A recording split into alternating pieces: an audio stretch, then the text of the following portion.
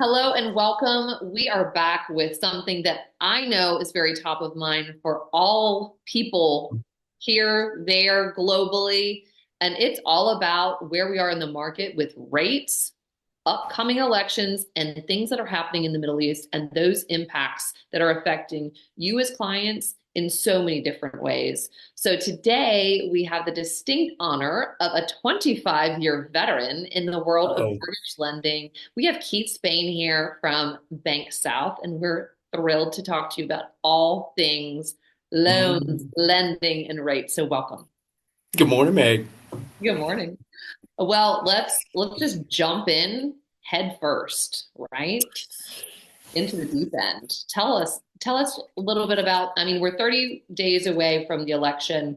And Keith, what is that doing to rates? What's that doing to buyer sentiment? Mm. Well, so as what is very typical for a presidential election year, buyers tend to stay on the sidelines leading up to November, and then we usually have a floodgate of activity once the election is over, and it is certainly that way this year as well. Now, there's certainly no guarantee of where rates are headed if either party wins. Right. And we're honestly a bit concerned about government spending from either side. So that may impact rates in the next 2 years. But one of the things we are confident about is there's going to be some geopolitical forces, particularly in the Middle East, that are most likely going to drive rates down. And when you apply that along with the Fed cuts, we are expecting some good news, at least by early spring. And when I say good news, what we're hoping for is low to mid fives. Low to mid fives. Mhm. Well, so to your point, I know something else that we just touched on, and we can come back to the geopolitical impacts.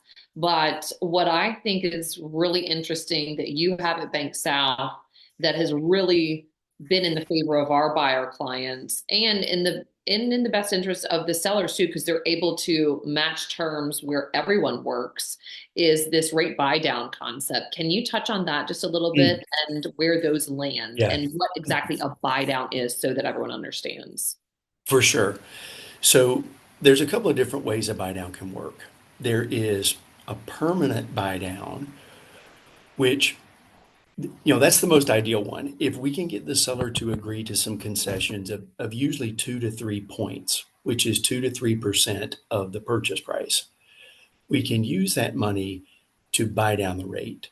So let's give an And example. So if it's a Mhm. $1 million home, right? And then now we're asking the seller for 20 to $30,000 Mhm. in concessions, which is not unheard of at all, and actually quite frequent that we're seeing because inspection items, things like that, that buyer can then use those concessions to buy their rate down Yeah. and tell us more what that looks like. Well, exactly. And if we can get that 2 to 3 points, then we can actually get a rate down in the low fives, at least as of today.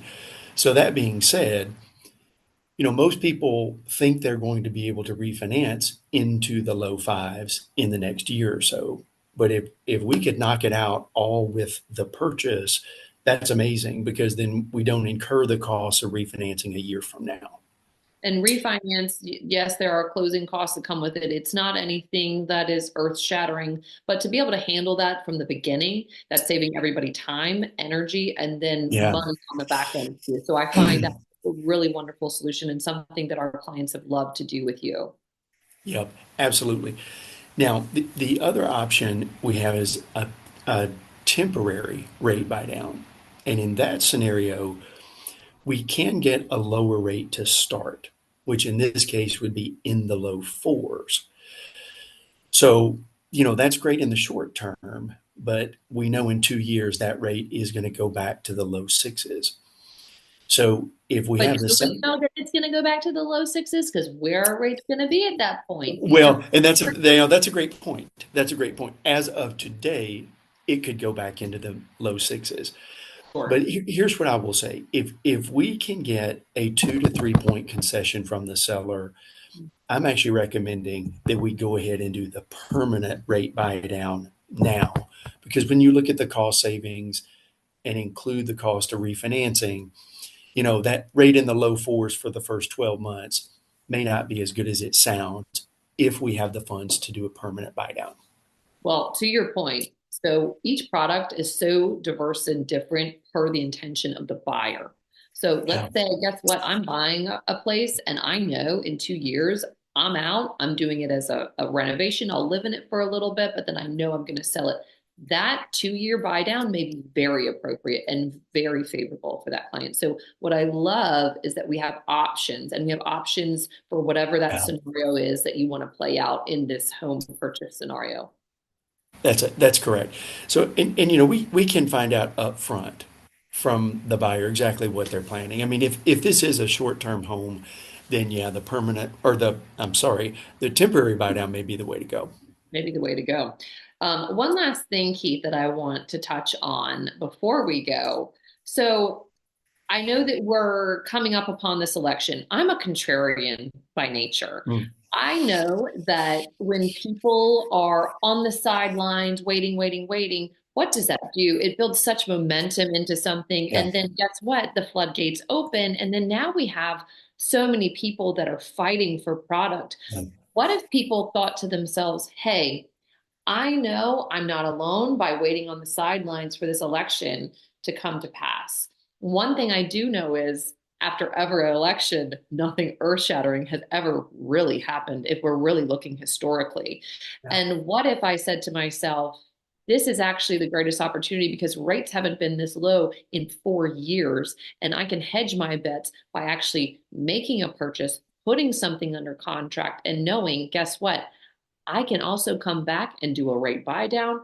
I can refinance, or I can have a closing long enough where I can maybe move that rate should it change at all after the election. What do you think about that, Keith? Well, that's absolutely correct. Because when the floodgates do open, let's say that home prices only went up 1%, which seems very small. But if prices go up even 1%, if you had the opportunity to get a rate buy down before the floodgates open, you'll still come out ahead.